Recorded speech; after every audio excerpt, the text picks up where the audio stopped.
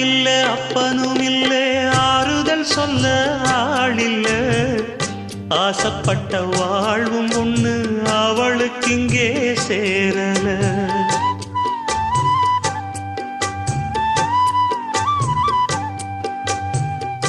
ஆளான நாளிலிருந்து ஆசையும் வச்சா மாறல அந்த கதை பாதியில் முடிஞ்சு போனதையா தேரல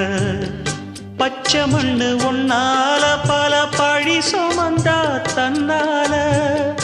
பாவம் பழி முன்னால வந்து படருதையா தன்னால